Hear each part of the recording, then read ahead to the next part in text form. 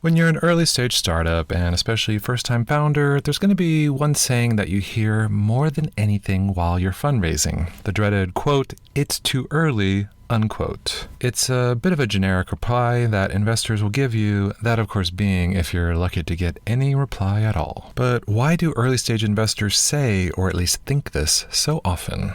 Let's rant about this a little bit and talk about how to deal with such replies. To start, saying it's too early, well, it's a much nicer way than saying no. At the same time, an investor might not be ready to invest today, but they always want to keep that door open for tomorrow. Things move really fast in our industry, and well, anything is pretty much possible. Perhaps tomorrow you close a big customer or another investor jumps on board. When this happens, you might find that yesterday's "it's too early" investor is more than ready today. Such is the nature of our business and, well, the sheep-like mentality of startup fundraising. This, of course, can all be a bit frustrating because, duh, of course it's too early. It takes a long time to build a startup, and in some cases, many years of wheel spinning before you get some traction and move that business forward. You probably also think that you've made enough progress for investors, which may or may not be true. Regardless, you will in many cases have to keep reminding your investor pipeline of that progress and keep them updated as you make more. Because when it comes to doing early stage investing, well, there's probably one thing that investors are looking for more than anything, and that is momentum. I'm thinking back to the literally thousands of startup pitches that I've received over my career, and yeah, I'm sorry to say, I've also uttered those words, "it's too early," more times than I care to admit. However, when I do, there's something I almost always also say, that being, please keep me updated. Feel free to add me to your investor update emails. The founders usually politely nod and they agree to do that, and in pretty much every case, they never did.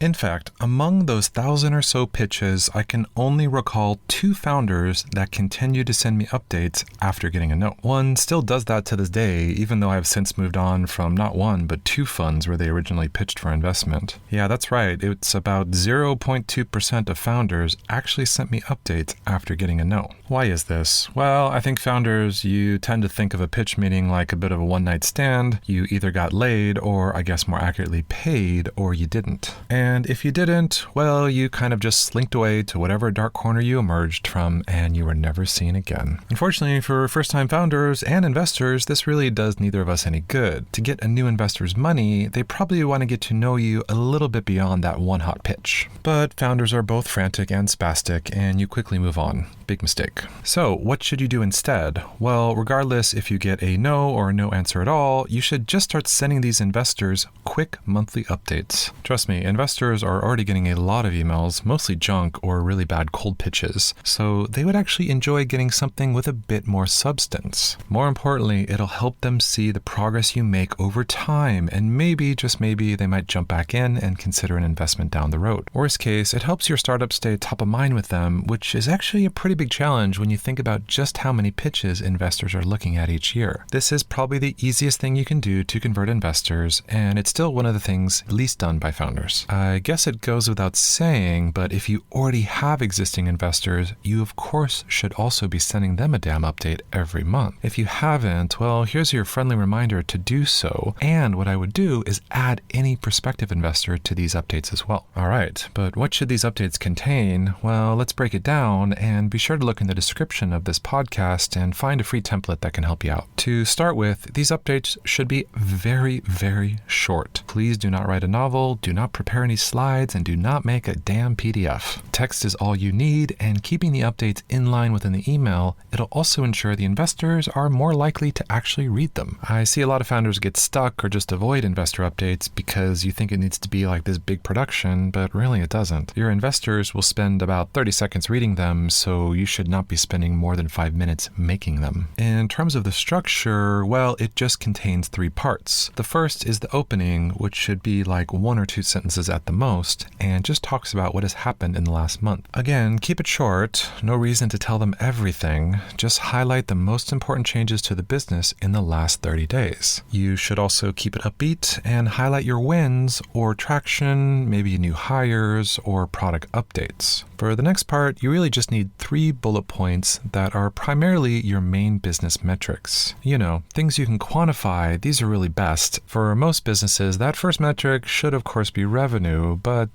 could be something else like downloads or pipeline value. The next point should be probably your North Star metric, and if you don't know what that means, well, do a little bit of Googling. But in short, it is a way to quantify the value that your product provides. Again, if you're doing the right things, this metric should always be increasing. For an example, if we think about Spotify, their North Star metric might be something like total numbers of songs listened to per month. Your third and final bullet point is a bit of a wild card, probably something highly specific to your business. It could be related again to new hires or like a big new customer that you're working on. You know, in the case of any of these bullet points that you can quantify, I would at the end of it, in parentheses, make sure you indicate what was the change month over month. When this is positive, I go a little bit further. I even put this metric in green.